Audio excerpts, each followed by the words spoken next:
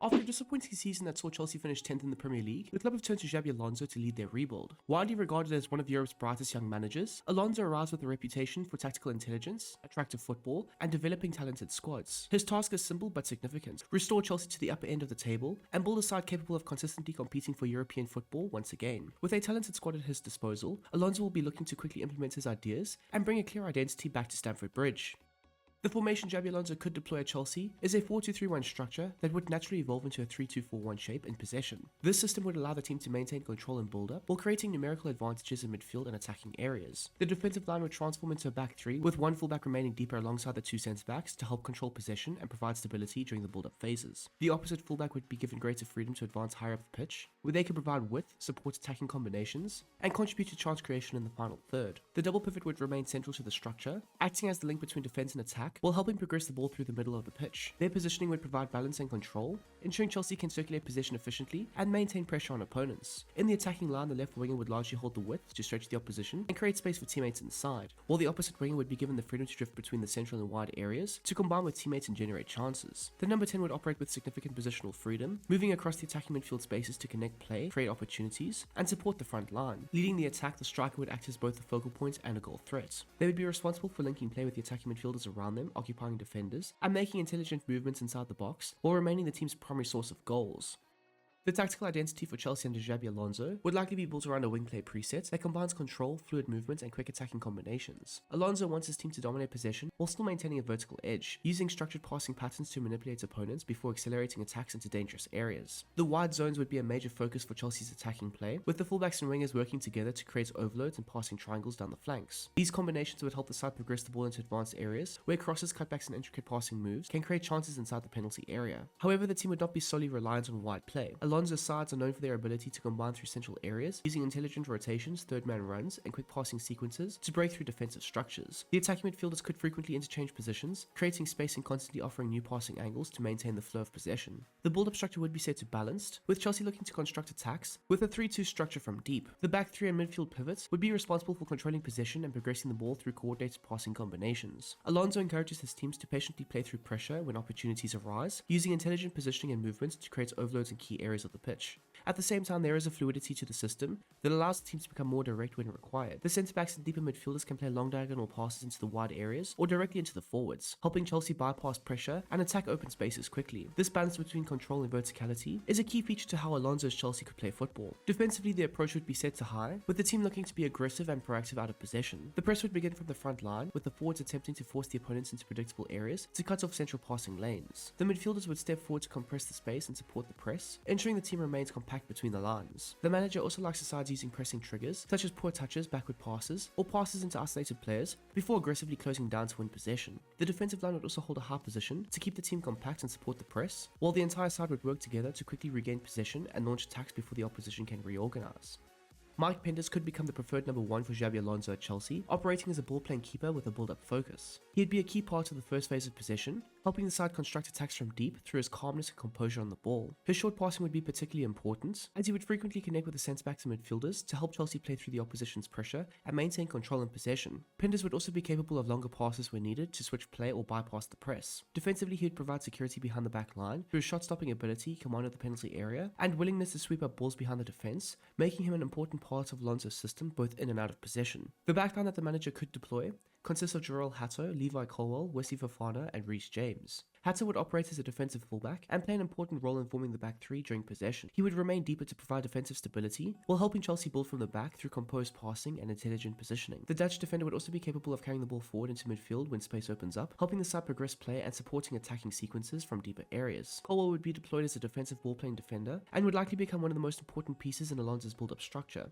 Effectively, he would be operating as a central centre-back in possession, and would be responsible for controlling the tempo from deep, circulating possession, and playing line-breaking passes into midfield and attacking areas. His composure, passing range, and ability to step forward with the ball make him ideally suited to anchoring the back line while maintaining Chelsea's control and possession. Fofana would take on the role of a defensive wide defender on the right side of the back three. His athleticism and defensive awareness would allow him to cover the wider spaces effectively, specifically when teammates move forward. In possession, he would provide an important passing outlet during progression phases, helping connect the defense with the midfield while carrying the ball forward into open spaces when the opportunities arise. As for James, he would operate as an inverted wingback with a build-up focus, making him one of the key players in the system. He could frequently alternate alternate between wide and central positions depending on the phase of play, often moving into midfield areas to help create overloads and provide additional passing options. His technical quality, vision and passing ability would make him vital to Chelsea's progression through the middle, while his ability to drift wide or deliver crosses or support attacks would add another dimension to the side's offensive play. The midfield pivot of Valentin Barco and Moises Caicedo would provide Chelsea with a strong blend of creativity, progression and defensive stability under Xabi Alonso. Barco would operate as a roaming deep-lying playmaker, giving him the freedom to move across the midfield and influence possession in multiple phases of play. He could frequently drop deeper to receive the ball during the build-up, helping connect defense and midfield through his technical quality and passing ability. The Argentine would be key in progressing play through line-breaking passes, switches of play, and intelligent ball carrying into advanced areas. His movement would also allow him to drift into wider spaces and support combinations on the flanks, while helping Chelsea maintain fluidity and control in possession. Alongside him, Caicedo would take on a defensive holding midfielder role and act as the anchor of the midfield. He would primarily protect the central spaces in front of the defense, breaking up attacks with tackles, interceptions, and aggressive ball recoveries. In possession, Caicedo would provide balance and structure, offering a reliable passing option during the build-up phases, while helping recycle possession and keep attacks flowing. His positional discipline would allow the more creative players around him greater freedom to advance, while his energy and defensive awareness would be crucial in supporting Chelsea's high-pressing approach and controlling transitions through the middle of the pitch. The attacking trio behind the striker consists of Giovanni Quenda, Cole Palmer, and Esteval Willian, giving Chelsea creativity, flair, and attacking penetration under the manager. Quenda would operate as a balanced winger and largely hold the width on the left side of the pitch. He would look to stretch the opposition defenses, attack defenders in 1v1 situations, and create chances through crosses, cutbacks, and progressive carries into the final third. The young winger could also make runs in behind to provide vertical threat when space opens up. Defensively, Quenda would be expected to track back consistently, support his fullback, and contribute to Alonso's pressing structure by helping close down opponents in wide areas and recovering possession when needed. Palmer would take on the role of a roaming playmaker in the number 10 position, giving him the freedom to drift across the attacking third and influence the game whenever space appears. He could frequently drop into the deeper pockets to connect play, move into the half spaces to combine with teammates, and drift wide to help create overloads. His creativity, vision, and technical quality would make him the team's primary chance creator, while his intelligent movement and finishing ability would also allow him to arrive in dangerous positions and contribute to goals from midfield. Esteval would operate as a balanced inside forward from the right side, allowing him to move between the touchline and central areas depending on the situation. He could frequently cut inside onto a stronger foot to combine with Palmer and the striker, create chances through quick passing combinations, and attack the penalty area as a goal threat. At the same time, he could also be capable of holding the width when required to stretch the opposition and create space for teammates. His dribbling, close control, and flair would make him a dangerous weapon in 1v1 situations, while his movement and creativity would also add another layer to the side's attacking play.